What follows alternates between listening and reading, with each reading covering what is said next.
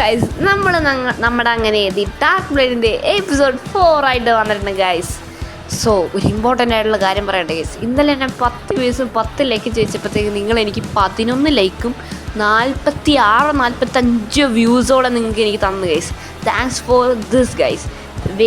Very ഹെൽപ്ഫുള്ളാണ്. കാരണം എനിക്ക് കുറച്ചുകൂടി ഇപ്പോൾ 4th എപ്പിസോഡ് പെട്ടെന്ന് എനിക്ക് ഇടാൻ പറ്റിയില്ല, പിറ്റേ ദിവസം ഇടാൻ പറ്റില്ല. കാരണം കുറച്ച് തിരക്കിലായി പോയി. സംഭവം നമ്മുടെ വെക്കേഷനൊക്കെ ആയിരുന്നു, കുറച്ചൊക്കെ പുറത്തുള്ള സമയം കൊണ്ട് അത് കുറച്ച് തിരക്കിലായി പോയി. അതുകൊണ്ട് വീഡിയോ ഇടാൻ പറ്റായിരുന്നത്. പക്ഷേ ഇന്ന് നമ്മൾ വീഡിയോ ഇടുമെന്ന് വെച്ചാൽ ഇന്നിട്ടിരിക്കും ഗൈസ്. 10 ദിവസം എപ്പോൾ അടിക്കും നമ്മൾ അപ്പോൾ വീഡിയോ ഇട്ടിരിക്കും ഗൈസ്. സംഭവം ഞാൻ വേറൊരു ഇമ്പോർട്ടൻ്റ് കാര്യമായിട്ട് പറയാനുണ്ട്. അതായത് നമ്മുടെ ഈ എപ്പിസോഡ് ഇന്ന് അടുത്ത എപ്പിസോഡ്, അതായത് നെക്സ്റ്റ് എപ്പിസോഡ് 5ാമത്തെ എപ്പിസോഡാണ്, ഫൈനൽ എപ്പിസോഡ്. സോ അതിടാൻ എനിക്ക് കുറച്ച് ടൈം വേണം ഗൈസ്. കാരണം അതിനകത്ത് ആസ് യൂഷ്വൽ ഫൈറ്റ് സീൻസൊക്കെ കാണും. അതിൻ്റെയൊക്കെ ഇമേജ് ക്രിയേറ്റ് ചെയ്യാൻ ഭയങ്കര പാടാണ്, നിങ്ങൾ വിചാരിക്കുന്ന പോലെയല്ല. സോ അതിനെ ഒരു ടാർഗറ്റ് വെച്ചിരിക്കുന്നത് ഈ വീഡിയോക്ക് ഒരു 20 വ്യൂസും 11 ലൈക്ക് അല്ലെങ്കിൽ 10 ലൈക്ക് കിട്ടിക്കാൻ എന്തായാലും ഉറപ്പായിട്ടും വീഡിയോ ഇടാൻ ശ്രമിക്കാം. ചിലപ്പോൾ ഉടനെ തന്നെ വീഡിയോ വരാൻ ചാൻസ് 2-3 ദിവസമൊക്കെ എടുക്കുക. സീൻസ് ഇമേജസൊക്കെ ഒന്ന് ക്രിയേറ്റ് ചെയ്യാനായിട്ട്. എല്ലാവരും പറഞ്ഞ് ഇമേജൊക്കെ താങ്ക്സ്, ഇമേജൊക്കെ സീനാണെന്ന് പറഞ്ഞ് പിന്നെ കഥയുടെ പോക്ക് കൊള്ളാമെന്ന് കുറേ പേര് പറഞ്ഞിട്ടുണ്ട്. അവർക്കെല്ലാവർക്കും ഒരു ബിഗ് താങ്ക്സ് ഗൈസ്, ഇത്രയും സപ്പോർട്ട് ചെയ്യുന്നതിന്. സോ നിങ്ങളെ ബോറടിപ്പിക്കുന്നില്ല. So let's start. തുടക്കം ജാപ്പാൻ എന്ന് പറയുന്ന കൺട്രിയിലെ ഒരു വീടാണ് കാണിക്കുന്നത്. ആ വീട്ടിൽ താമസിക്കുന്ന ഒരു അച്ഛനും ഒരു അമ്മേനെയാണ് കാണിക്കുന്നത്. രണ്ടുപേരും അച്ഛനമ്മയായിട്ടില്ല, ആകെ പോകുന്നേ ഉള്ളൂ. ഓക്കെ, സോ അങ്ങനെയാണ് കാര്യങ്ങൾ. അവർക്ക് രണ്ടുപേർക്കും ജനിക്കുന്ന ഒരു കൊച്ചാണ് ഈ കാണുന്ന കൊച്ചെന്ന് പറയുന്നത്. അതായത് നമ്മുടെ റീച്ചിൻ. കൊച്ചായിരുന്നപ്പോൾ തന്നെ അത്യാവശ്യം നല്ല ഇൻ്റലിജൻ്റ് ആയിട്ടും സ്വന്തം കാര്യങ്ങൾ ചെയ്യാൻ പഠിക്കുന്ന ഒരു ക്യാരക്ടറായിരുന്നു നമ്മുടെ റീച്ചിൻ എന്ന് പറയുന്നത്. അതായത് അവസരത്തിനൊത്ത് പെരുമാറാൻ അറിയാവുന്ന ഒരു തന്നെയായിരുന്നു നമ്മുടെ റീച്ചിൻ കൊച്ചിലോട്ടും ഇപ്പോഴും. അതായത് സാധാരണ ഒരു കൊച്ചിന് ചിന്തിക്കാനും കാര്യങ്ങളൊക്കെ ആയിട്ട് കൂടിപ്പോയ 3-4 അല്ല ഒരു 5 വയസ്സ് മാക്സിമം വേണം. സംഭവം ഈവനെന്ന് പറയുന്നത് 2-3-4 മാസം കഴിഞ്ഞപ്പോൾ തന്നെ നമ്മുടെ റീച്ചിൻ സ്വയമായിട്ട് ചിന്തിക്കാൻ തുടങ്ങി. അതായത് അവൻ്റെ കാര്യം അവൻ തന്നെ ചെയ്യാൻ തുടങ്ങി. അതായത് ഞാൻ ഇപ്പോൾ പറഞ്ഞ കാര്യങ്ങളൊക്കെ ഇല്ലേ, അവൻ തന്നെ അവൻ്റെ സ്വന്തം 2-3 മാസമൊക്കെ പിള്ളേരെന്നൊക്കെ പറയുന്നത് ഭയങ്കര കൊച്ചു പിള്ളേരല്ലേ. അവൻ ആ ടൈമിൽ തന്നെ അവൻ ഇത്രയും നന്നായിട്ട് ബിഹേവ് ഒക്കെ ചെയ്യണമെങ്കിൽ അത് വലിയ സംഭവമല്ലേ. അപ്പോൾ അച്ഛനത് നോട്ടീസ് ചെയ്യാൻ വേണ്ടിയിട്ട് അതായത് അച്ഛൻ ഭാര്യയോട് പറയാണ് കാര്യങ്ങൾ ഇങ്ങനെയാണ്, നമ്മുടെ മോനൊക്കെ ഇങ്ങനെ ബിഹേവ് ചെയ്യുന്നുണ്ട്. സംഭവം സാധാരണ കൊച്ചു പിള്ളേരൊന്നും ഇങ്ങനെ ചെയ്യാറില്ലല്ലോ, അതെന്താണ് സംഭവം നോക്കാൻ വേണ്ടി ആണ് ഭാര്യ എടുത്ത് പറഞ്ഞത്. അപ്പോൾ നമ്മൾ ഇത് കേട്ട റീച്ചിൻ്റെ അമ്മ പറയാണ്, അങ്ങനെയൊന്നും ആയിരിക്കത്തില്ല, അവൻ എൻ്റെ മോനല്ലേ, അവൻ എങ്ങനെയാണ് വരും. എൻ്റെ അച്ഛനമ്മയും പറഞ്ഞിട്ടുണ്ട് ഞാനും ഭയങ്കര ബുദ്ധിമതിയായിരുന്നു എന്ന്. ചിലപ്പോൾ അങ്ങനെയൊക്കെ ആയിരിക്കത്തുള്ളൂ. അവൻ വളർന്ന് വലുതായി. ഈ റീച്ചിൻ്റെ ക്യാരക്ടർ എന്ന് പറയുന്നത് നമ്മുടെ ഈ ഞാൻ പറഞ്ഞ ഒരു എക്സാമ്പിൾ പറയാണ്, അത് നിങ്ങൾ നോക്കുന്നുണ്ട്. നമ്മുടെ ഡീമൺ സ്ലെയറിലെ ഇനോസ്കെ കണക്കാണ് ഇവൻ്റെ ക്യാരക്ടർ. ഇവൻ ഈ കാടും, അതായത് ഈ കാട് പോലത്തെ സ്ഥലമൊക്കെ ഭയങ്കര റീച്ചിന് ഭയങ്കര ഇഷ്ടമാണ്. പിന്നെ എപ്പോഴും അവൻ്റെ ഫേസ് ഒരു സ്മൈൽ അവൻ കീപ്പ് ചെയ്യും. അതായത് വിഷമം വന്നാലും സങ്കടം വന്നാലും അവൻ ചിരിക്കും. അങ്ങനെയാണ്. ഇപ്പോൾ ഇവന് കുറേ കൂട്ടുകാരന്മാരൊക്കെ വേണമെന്ന് ആഗ്രഹമുണ്ട്. പക്ഷേ ഇവൻ്റെ ഈ ഒരു പെരുമാറ്റം, അതായത് ഈ കാട്ടിലൊക്കെ ജീവിക്കുന്ന അതായത് ഇങ്ങനെ കാട്ടിലൊക്കെ നിൽക്കാനുള്ള പെരുമാറ്റം കാരണം അവനധികം ഫ്രണ്ട്സൊന്നും ഉണ്ടാവാറില്ല. അവൻ ആകപ്പാടുണ്ടായിരുന്ന ഒരു ഫ്രണ്ട് എന്ന് പറയുന്നത് ഏതോ ഒരു പശുക്കുട്ടിയാണ്. ആ പശുക്കുട്ടിയാണെങ്കിൽ കാണാതെയും പോവും. സോ അങ്ങനെയാണ് കാര്യങ്ങളൊക്കെ. പക്ഷേ ഫ്രണ്ട്സൊന്നും ഇല്ലാത്തത് അവനൊരു കുഴപ്പമില്ല. തൽക്കാലം അവൻ്റെ ഫ്രണ്ട്സ് എന്ന് പറയുന്നത്, അതായത് അവൻ്റെ ബെസ്റ്റ് ഫ്രണ്ട് എന്ന് പറയുന്നത് അവൻ്റെ അച്ഛനും അമ്മയും തന്നെയാണ്. അതായത് അവൻ്റെ അച്ഛനും അമ്മയാണ് അവനെല്ലാം. ലൈക്ക് നമ്മുടെ ഐസൻ. ഓക്കെ, അച്ഛനും അമ്മയാണ് അവനെല്ലാം. അതായത് ഐസൻ്റെ ഫാമിലി ആണെങ്കിൽ ഇവൻ അച്ഛനും അമ്മ, അതായത് ഇവൻ്റെ ഫാമിലി തന്നെയാണ് ഇവനെല്ലാം. സോ ഒരു ദിവസം ഇവൻ്റെ അച്ഛൻ, അപ്പം നമ്മുടെ റീച്ചിൻ്റെ അച്ഛൻ, അതായത് ക്യൂജി എന്നാണ് അച്ഛൻ്റെ പേര്, ഞാൻ നേരത്തെ പറയാൻ വിട്ടുപോയതാണ്. അമ്മയുടെ പേര് ഐമി. അപ്പോൾ നമ്മുടെ ക്യൂജി ഒരു കാര്യം ശ്രദ്ധിക്കുകയാണ്. അവൻ്റെ വീടിന് ചുറ്റും കുറേ കുഴികൾ വരികയായിരുന്നു. കുഴികൾ വരികയാണ്. ഇടിമിന്നലൊക്കെ വന്ന് അടിച്ച് കുഴി വന്ന പോലെ. അപ്പോൾ നമ്മുടെ ക്യൂജി വിട്ടേക്കാണ്. ഒരു കുഴിയല്ലേ, ചുമ്മാ എന്തെങ്കിലുമൊക്കെ മൃഗം വന്ന് ഇങ്ങനെ ഇതാക്കിയതായിരിക്കും എന്നുള്ള നമ്മുടെ റീച്ചും വല്ലതും കൊണ്ടുവന്ന് എന്തെങ്കിലുമൊക്കെ ആക്കിയാന്ന് പറഞ്ഞാൽ അത് വിട്ടേച്ച്. 2ാമത്തെ ദിവസം ഒരു കുഴി കണ്ട് അത് അവൻ മൈൻഡ് ചെയ്തില്ല. 3ാമത്തെ ദിവസം അവൻ കുഴി കണ്ടപ്പോഴത്തേക്കും എന്തോ അവന് തോന്നുകയാണ്. പക്ഷെ എന്നാലും അവനത് വിട്ടില്ല, സംശയമുണ്ട് അവന്. പിന്നെ 4ാമത്തെ ദിവസം 2 കുഴി വന്നു. 2 കുഴി വന്നപ്പോൾ അവൻ എന്തോ ഡൗട്ട് തോന്നി. അങ്ങനെ അവസാനം അവൻ രാത്രി, അതായത് ഒരു ദിവസം രാത്രി അവൻ ഉറങ്ങാതെ അവൻ വീടിൻ്റെ അവിടെ ഉറങ്ങുന്ന കാണിച്ചിട്ട് അവിടെ ഇരുന്ന്. അപ്പോഴാണ് നമ്മുടെ ക്യൂജി ഒരു ഞെട്ടിക്കുന്ന സംഭവം കാണുന്നത്. നോക്കുമ്പോൾ നമ്മുടെ റീച്ചിനാണ് നടന്നു വരുന്നത്. റീച്ചിനിങ്ങനെ നടന്ന് വന്നിട്ട് രാത്രിയാണേ അപ്പോൾ നമ്മുടെ ക്യൂജി ഇങ്ങനെ ഞെട്ടിത്തിരിച്ചിരിക്കുകയാണ്. റീച്ചിനെന്താ ഇവിടെ, റീച്ചിന് നമുക്ക് ഉറക്കത്തിൽ നടക്കുന്ന ഒരു സ്വഭാവമുണ്ട്. അതിൻ്റെ പേര് ഞാൻ മറന്നു, അസുഖത്തിൻ്റെ ആ സ്വഭാവത്തിൻ്റെ. അവനിങ്ങനെ നടന്ന് വന്ന് നടന്നിങ്ങനെ വന്നിട്ട് കൈ ഇങ്ങനെ ഉറക്കത്തിൽ നീട്ടുമ്പോൾ പെട്ടെന്നൊരു തണ്ടർ സ്ട്രൈക്ക് വന്നു അവൻ്റെ കയ്യിലോട്ട് പതിക്കുകയാണ്. ആ പതിക്കുന്ന സീൻ എന്ന് പറയുന്ന ഒരാളുടെ ഒരു നോർമൽ ഹ്യൂമൻ്റെ കയ്യിൽ അത് വന്ന് പതിച്ച് കഴിഞ്ഞാൽ കയ്യങ്ങ് അറ്റുപോകും. പക്ഷേ നമ്മുടെ റീച്ചിൻ അതെടുത്തിട്ട് താഴത്തോട്ട് അടിക്കുകയാണ്. അപ്പോഴാണ് നമ്മുടെ ക്യൂജിക്ക് സംഭവം മനസ്സിലായത്, റീച്ചിനാണ് ഈ കാര്യങ്ങളൊക്കെ ചെയ്യുന്നത്. പക്ഷേ ക്യൂജിക്ക് വിശ്വസിക്കാൻ പറ്റുന്നില്ല. സാധാരണ ഞാൻ നേരത്തെ പറഞ്ഞത് നമ്മുടെ സിറ്റിയിൽ പവേഴ്സ് ഉള്ളത് നമ്മുടെ റീസിനും ഐസനും ഫ്യൂച്ചറോനിസിനും മാത്രമാണ്. സോ ഇവനിങ്ങനെ ഫസ്റ്റ് ടൈമിന് പവർ കാണുന്ന ഇവനിങ്ങനെ കണ്ടപ്പോഴത്തേക്ക് ഇങ്ങനെ അന്തമിട്ടിരിക്കും. ഇവനെങ്ങനെ ഈ പവേഴ്സ് കിട്ടുന്നേ, ഇവൻ വല്ല വേറെന്തെങ്കിലും ആണോ എന്ന് ചിന്തിക്കുകയാണ് നമ്മുടെ ക്യൂജി. പക്ഷേ നമ്മുടെ റീച്ച് നല്ല കാഷ്വലായിട്ട് ഉറക്കത്തിൽ തന്നെ അങ്ങ് നടന്നു ഞാൻ ബെഡിൽ കയറി കിടക്കുകയാണ്. സത്യം പറഞ്ഞാൽ ഇവനതൊന്നും അറിയത്തില്ല. അപ്പോൾ നമ്മുടെ ക്യൂജി മനസ്സ് ചിന്തിക്കുകയാണ്, ഇത് ശരിയാവത്തില്ല, ഇത് ചെയ്ത് കഴിഞ്ഞാൽ ഇത് നാട്ടുകാരറിഞ്ഞു കഴിഞ്ഞാൽ സൊസൈറ്റി നമ്മളെ വെറുതെ വെച്ചേക്കില്ല, നമ്മളെന്തെങ്കിലും പറഞ്ഞ് സൊസൈറ്റി പുറത്താക്കും. എനിക്ക് തോന്നുന്നില്ല റീച്ചിന് ഇത് മുന്നോട്ട് കൊണ്ടുപോകാൻ പറ്റുമെന്ന്. പക്ഷേ ഇത് നല്ല കാര്യത്തിന് വേണ്ടി ഉപയോഗിക്കാം. പക്ഷേ ഈ സൊസൈറ്റി അത് അക്സെപ്റ്റ് ചെയ്യില്ല. ഞാൻ ഇനി എന്ത് ചെയ്യും? നാളെ ഇനി അവളുടെ അടുത്ത് തന്നെ ചോദിക്കേണ്ടി വരും. പിറ്റേ ദിവസം എഴുന്നേറ്റ് ക്യൂജി എയ്മിയോട് എല്ലാ കാര്യങ്ങളും പറയാണ്. എയ്മി ഷോക്കായി നിൽക്കുകയാണ്. ക്യൂജി ഇന്നലെ ചിന്തിച്ച കാര്യം തന്നെ എയ്മി അവനോട് പറയാണ്. ഇതൊക്കെ സൊസൈറ്റി അറിഞ്ഞു കഴിഞ്ഞാൽ നമ്മളെ വെറുതെ വെച്ചേക്കില്ല എന്ന് പറയുകയാണ്. കാരണം ഞാൻ ഉദ്ദേശം എന്ന് പറയട്ടെ, ഈ സൊസൈറ്റിയിൽ അങ്ങനത്തെ ആൾക്കാരില്ല. നമ്മുടെ വേൾഡ് കണക്ക് തന്നെയാണ് അവിടെ. നിങ്ങൾ തന്നെ ആലോചിച്ച് നോക്കുക ഗേസ്, നമ്മുടെ ഈ ഒരു വേൾഡിൽ രണ്ടുപേരും സൂപ്പർ പവേഴ്സ് ഉള്ളവർ വന്നതിനുള്ള അവസ്ഥ ആലോചിച്ച് നോക്കിയേ. ചിലവരത് അക്സെപ്റ്റ് ചെയ്യും, ചിലവരത് അക്സെപ്റ്റ് ചെയ്തില്ല. മിക്കവരും അക്സെപ്റ്റ് ചെയ്യാത്തവർ തന്നെയായിരിക്കും. കാരണം കുറേ ചൊറിയന്മാരൊക്കെ കാണും. അങ്ങനെയല്ല, അങ്ങനത്തെ ആൾക്കാരൊക്കെ കാണില്ല പുറത്താക്കാനൊക്കെ ആയിട്ട്. സോ അങ്ങനെ ആലോചിക്കുകയാണ് എയ്മിയും ക്യൂജിയും. അപ്പോൾ എയ്മി ഒരു സജഷൻ പറയാണ്, നമുക്കിത് ആരെ അറിയിക്കാതെ ഇത് കൊണ്ടുപോയാലോ എന്നാണ് എയ്മി പറയുന്നത്. അത് തന്നെയാണ് ഞാൻ ചിന്തിക്കുന്നത്. പക്ഷെ എന്തായാലും ഒരു ദിവസം നമ്മുടെ നാട്ടുകാർ ഇത് അറിയും. അപ്പം നമ്മൾ എന്ത് ചെയ്യും? അതാണ് ഞാൻ ഇപ്പോഴും ആലോചിച്ചുകൊണ്ടിരിക്കുന്നത് എന്ന് പറയാണ് ക്യൂജി. നമ്മുടെ എയ്മിയുടെയും ക്യൂജിയുടെയും കോൺവെർസേഷൻ കേട്ടുകൊണ്ടിരിക്കുകയായിരുന്നു നമ്മുടെ റീച്ചിന് അത് കേട്ടിട്ട് എൻ്റെ പൊന്നളിയ ഇജാതി. നിങ്ങൾ തന്നെ ആലോചിച്ചു കേസ്, നിങ്ങളുടെ സൂപ്പർ പവേഴ്സ് ഉണ്ടെന്ന് പറഞ്ഞ് നിങ്ങൾക്ക് അറിയത്തില്ല. പക്ഷെ നിങ്ങളുടെ അച്ഛനും അമ്മയ്ക്ക് അതറിയാം. പക്ഷേ അത് നിങ്ങൾ ഇങ്ങനെ യൂസ് ചെയ്ത് നിങ്ങൾക്ക് സൂപ്പർ പവേഴ്സ് ഉള്ളെന്ന് അറിയുമ്പോൾ ഉള്ള സന്തോഷം എന്തായിരിക്കും? പക്ഷെ അത് നിങ്ങൾക്ക് അറിയത്തില്ല. എന്നിട്ട് നിങ്ങളുടെ അച്ഛനും അമ്മേനെ പറ്റി ഡിസ്കസ് ചെയ്തുകൊണ്ടിരിക്കുക. റീച്ചിൻ പെട്ടെന്ന് കരയുന്നതും കൂടി ഒരാളാണ് കേസ്. പക്ഷേ ഒരു ടൈം എത്തുന്ന വരെയായിരുന്നു അത്. പിറ്റേ ദിവസം നമ്മുടെ എയ്മിയും റീച്ചിനും കൂടി സൂപ്പർ മാർക്കറ്റിൽ പോകുമായിരുന്നു. ആ സമയത്ത് സൂപ്പർ മാർക്കറ്റിൻ്റെ സൈഡിലുള്ള ആൾക്കാർ നമ്മുടെ എയ്മിനെയും റീച്ചിനെയും കണ്ടിട്ട് ഇത് ചൊറിയാൻ പോകും. അതായത് കുറേ കാര്യങ്ങളൊക്കെ പറഞ്ഞിട്ട് കളിയാക്കുകയും കാര്യങ്ങളൊക്കെ ചെയ്യും. ഇങ്ങനെയൊക്കെ റീച്ചിനെയൊക്കെ പറ്റി ഇച്ചിരി കളിയാക്കുമ്പോഴത്തേക്കും നമ്മുടെ എയ്മി ചൂടാകുകയാണ്. സ്വന്തം മോനെ പറ്റി പറഞ്ഞാൽ പിന്നെ ചൂടാവണമല്ലോ. നമ്മുടെ എയ്മി നല്ലോണം ചൂടാകുകയാണ്. ആ ഗുണ്ടകൾ ഇവള് അടിക്കാൻ പോകും. അപ്പോൾ ഒരു കൈ വന്നങ്ങ് പിടിക്കും. ആരാ?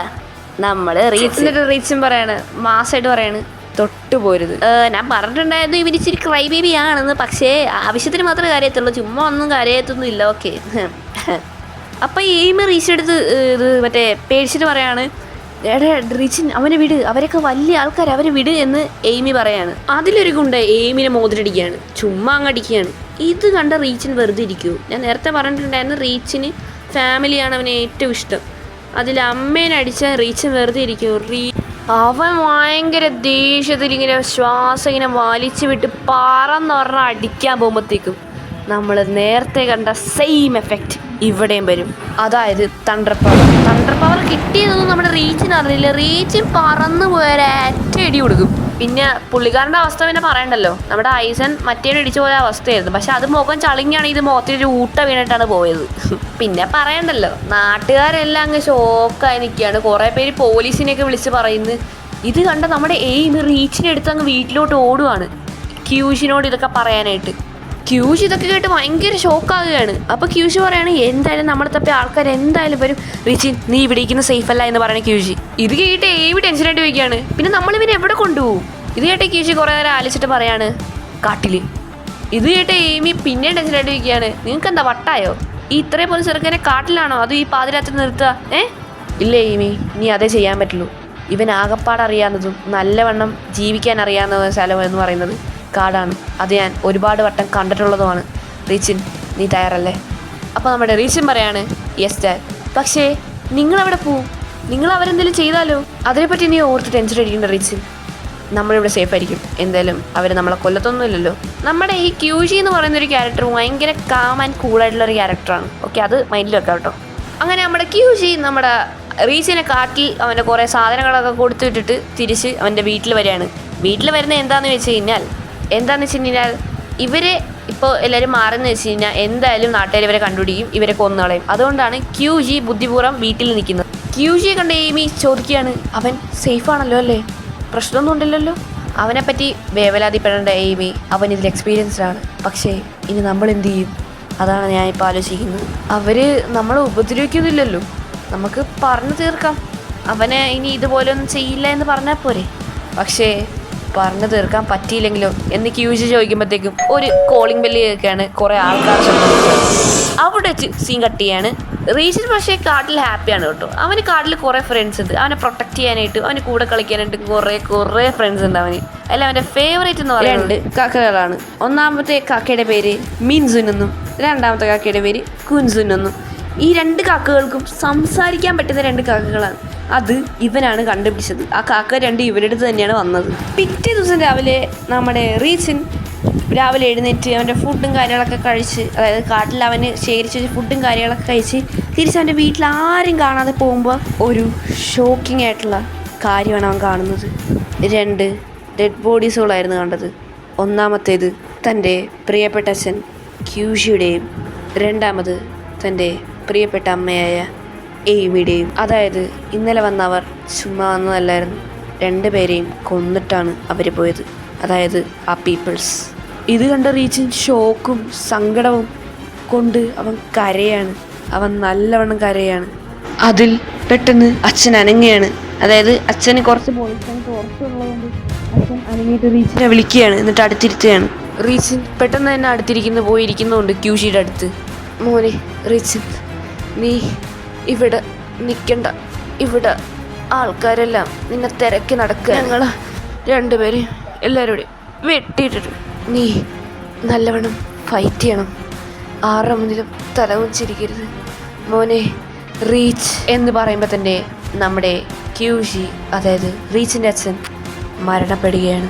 ഇത് കണ്ട് റീച്ചിൻ QGയെ നോക്കിയിട്ട് അവൻ്റെ മുഖത്ത് ദേഷ്യം വരികയാണ്. എന്നിട്ട് അവൻ പറയുകയാണ്, QG-സാൻ എൻ്റെ അച്ഛ, എയ്മി എൻ്റെ അമ്മേ, എനിക്കറിയാം ഇതാരാ ചെയ്തതെന്ന്. ഞാൻ ഇന്ന് അവർക്ക് കാണിച്ചു കൊടുക്കും. ഇന്ന് ഞാൻ അനുഭവിച്ച വേദന ഞാൻ അവരെയും അനുഭവിപ്പിക്കും. അതായത് നമ്മുടെ റീച്ചിൻ്റെ മൈൻഡ് ഇപ്പോൾ ഫുൾ ഓഫ് കട്ടാണ്. അവനിപ്പോൾ എന്ത് വേണമെങ്കിലും ചെയ്യാം. അവൻ ഒരു സെക്കൻഡ് പോലും വെയിറ്റ് ചെയ്യാതെ പാഞ്ഞോടുകയാണ്. നമ്മുടെ റീച്ചിനോടി അവൻ്റെ അമ്മേനെയും അച്ഛനെയും കൊന്ന് ആൾക്കാരെ കണ്ടുപിടിക്കുകയാണ്. എന്നിട്ട് അവരുടെ മുന്നിൽ മാസ്സായിട്ട് പോയി നിൽക്കുകയാണ്. ഓ, നിങ്ങളാണല്ലേ എൻ്റെ അച്ഛനെയും അമ്മേനെയും കൊന്നവർ. നിങ്ങൾക്കറിയോ അവരിന്നലെ അനുഭവിച്ച വേദന എന്താണെന്ന്? പോട്ടെ, നിങ്ങൾക്കറിയോ ഇന്ന് ഞാൻ അനുഭവിച്ച വേദന എന്താണെന്ന്? പക്ഷെ നിങ്ങൾ പേടിക്കണ്ട, നിങ്ങളെ ഞാൻ അറിയിച്ചിരിക്കും എന്ന് പറയാണ് നമ്മുടെ റീച്ചിൻ. എന്ന് പറഞ്ഞ് അവൻ്റെ സ്വന്തം പവർ അവൻ ഫസ്റ്റ് ടൈം അവൻ ആക്ടിവേറ്റ് ചെയ്യാണ്. അവൻ അറിഞ്ഞുകൊണ്ട് അവൻ ഫസ്റ്റ് പവർ അവൻ ആക്ടിവേറ്റ് ചെയ്യാണ്. എന്നിട്ട് റീച്ചിൻ പറയാണ്, നിങ്ങൾ അനുഭവിക്കാൻ പോവാണ് ഞാനും എൻ്റെ ഫാമിലിയും അനുഭവിച്ച വേദന എന്ന് പറഞ്ഞ കാറി എല്ലായിടത്തിനും അടിച്ചടിച്ച് ഒരു ദാക്ഷിണിയില്ലാതെ എല്ലായിടത്തിനും അടിക്കും. ഒരു സെക്കൻഡ് അവൻ വെറുതെ എടുത്തില്ല. എല്ലാവരും അടിയും കൊണ്ട് തിരിച്ച് ഒരു ലൈറ്റിങ് അടിക്കുമ്പോൾ ഓരോരുത്തരുടെ ഓരോ വയറ്റിൽ ഓരോ ഓട്ടോ വെച്ച് അവൻ ഇട്ടുകൊണ്ടിരിക്കുന്നത്, ലൈറ്റിനിങ് വെച്ച്. അതായത് നിങ്ങൾക്കിപ്പോൾ കേൾക്കുമ്പോൾ കോമഡി ആയിട്ട് തോന്നുമെങ്കിലും പക്ഷെ റീച്ചിന് ഭയങ്കര ബ്രൂട്ടലായിട്ട് എല്ലാവരും കൊണ്ടുകൊണ്ടിരിക്കുകയാണ്. അതായത് ഒരാളുടെ മുഖത്തോട്ടോ ഒരാളുടെ നെഞ്ചത്തോട്ടോ ഒരാളുടെ വയറ്റിലോട്ടാന്ന് പറഞ്ഞാൽ ഇങ്ങനെ ഓരോ ഓട്ടോ ചെയ്ത് അവൻ ഇട്ടുകൊണ്ടിരിക്കുകയാണ് ലൈറ്റിനിങ് വെച്ച്. ലാസ്റ്റ് അവൻ എല്ലാവരെയും കൊന്നു ഒരു നിൽക്കുകയാണ്.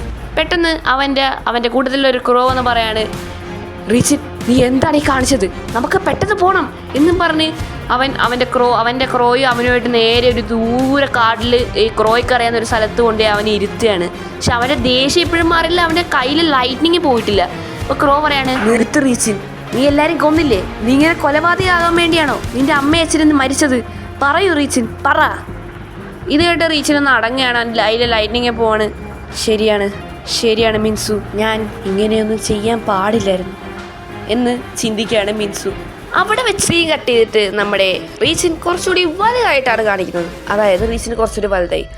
എന്നിട്ട് അവൻ മുമ്പ് ചെയ്ത കാര്യങ്ങളൊക്കെ ആലോചിക്കുകയാണ്. അവന് കുറ്റബോധം തോന്നുകയാണ്. കാരണം അവൻ്റെ അമ്മേനെ, അതായത് അമ്മേനെ അച്ഛനെയും കൊന്നവരെയല്ല അവൻ കൊന്നത്. അതായത് ഈ കൂട്ടത്തിലുള്ള ആൾക്കാരൊക്കെ ഇവരെ തേടി നടന്നത് തന്നെ. പക്ഷേ അച്ഛനും അമ്മേനെയൊന്നും കൊല്ലാനുള്ള പ്ലാൻ ഇല്ലായിരുന്നു. അവൻ വേറെ ആൾക്കാരെയാണ് കൊന്നത്. അപ്പോൾ അവൻ ആലോചിക്കുകയാണ്, എനിക്കുള്ളൊരു ഫാമിലി പോലെ അവനിക്കൊരു ഫാമിലി കാണത്തില്ലേ, അവരെ ഞാൻ കൊന്നില്ലേ, അപ്പോൾ അവരുടെ ഫാമിലിക്ക് ഒരു നഷ്ടം ഉണ്ടാവില്ലേ എന്നും പറഞ്ഞ കുറ്റബോധം ആഴ്ചയിരിക്കും. ഇതൊക്കെ നമ്മുടെ ക്രോയാണ് നമ്മൾ പറഞ്ഞു കൊടുത്തത്, ഇങ്ങനത്തെ ആൾക്കാരെല്ലാം നീ കൊന്നതെന്നുള്ള കാര്യങ്ങളൊക്കെ. അതായത് നമ്മുടെ മിൻസു ആണ് ഇതേപോലെ അന്വേഷിക്കുന്ന കാര്യങ്ങളൊക്കെ. കുൻസു എന്ന് പറയുന്നത് ഇവനെ ഹെൽപ്പിംഗ് ആണ്, അതായത് ഈ ഹണ്ടിങ്ങിനൊക്കെ കാര്യങ്ങനെ ഹെൽപ്പിങ്ങിനാണ് ഈ കുൻസു എന്ന് പറയുന്ന കാക്ക യൂസ് ചെയ്യുന്നത്. എന്നിട്ട് അവൻ പിന്നെ ആലോചിക്കുകയാണ്, അങ്ങനെ ഒന്നും ചെയ്യാൻ പാടില്ലായിരുന്നു, ഇനി ഞാൻ അങ്ങനെ ആരും ചെയ്യിപ്പിക്കത്തില്ല, ഇനി ഞാൻ അങ്ങനെ ചെയ്യില്ല എന്നൊരു സത്യം എടുത്തിട്ട് അവിടെ സീൻ കട്ട് ചെയ്തിട്ട് നമ്മുടെ പ്രസൻ്റാണ് കാണിക്കുന്നത്. പ്രസൻറ്റ് നമ്മുടെ റീച്ചും പറയാണ്, ഫുഷറോ അത് നീ ചിന്തിക്കരുത്, അത് തെറ്റാണ്, കാരണം പ്രതികാരം അത് ഓക്കെ, പക്ഷേ അത് ചെയ്യേണ്ടവർക്ക് തന്നെ ചെയ്യണം, അല്ലാതെ അവരുടെ കൂടെയുള്ളവരല്ല ചെയ്യേണ്ടത്. ഫുഷറോ പക്ഷേ കേൾക്കുന്നില്ല. പിന്നെ ഞാൻ എന്ത് ചെയ്യണം? അപ്പോൾ റീച്ചും പറയണം, എനിക്കറിയാം നിനക്കുണ്ടായ നഷ്ടം, പക്ഷേ അങ്ങനെ ചെയ്യരുതെന്ന് പറഞ്ഞ്. സോ ഇവിടെ വെച്ച് നമ്മുടെ ദി ഡാർക്ക് പുള്ളിന്റെ പാർട്ട് 4 ഇവിടെ അവസാനിക്കും. നമ്മുടെ പാർട്ട് 5ന്റെ ഒരു ചെറിയ ഭാഗം കാണിച്ചിട്ടാണ് നമ്മുടെ പാർട്ട് 4 ഇവിടെ അവസാനിക്കുന്നത്. അപ്പോൾ ഞാൻ നേരത്തെ പറഞ്ഞ പോലെ നമ്മുടെ പാർട്ട് 5 വരുമ്പോഴത്തേക്കും കുറച്ച് ടൈം എടുക്കും. കുറച്ച് ടൈം എന്ന് പറയുമ്പോൾ ഒരു 3-4 ദിവസം എടുക്കുന്നത് വരാനുണ്ട്. കാരണം അതിൻ്റെ ഇമേജസ് ക്രിയേറ്റ് ചെയ്യാൻ ഭയങ്കര പാടാണ് ഗൈസ്. സത്യം പറയാമല്ലോ, ഈ ചെയ്യുന്ന ആൾക്ക് നല്ല ക്ഷമ വേണം. എനിക്കതില്ലാത്തതുകൊണ്ട് ഭയങ്കര വിഷയമാണ് ഗൈസ്. സോ ആയിട്ട് ഇച്ചിരി ടൈം എടുക്കും. പിന്നെ ഇന്നലെ തന്ന സപ്പോർട്ട് ഇന്നും തന്നെ. ഇന്നത്തെ ടാർഗറ്റ് എന്ന് പറയുന്നത് 20 വ്യൂസും ഒരു 10 ലൈക്കുമാണ്. സോ അത് നിങ്ങൾ തരുമെന്ന് വിശ്വസിക്കുന്നു എന്ന് പറഞ്ഞുകൊണ്ട് നാളെ കാണാം. Okay, by.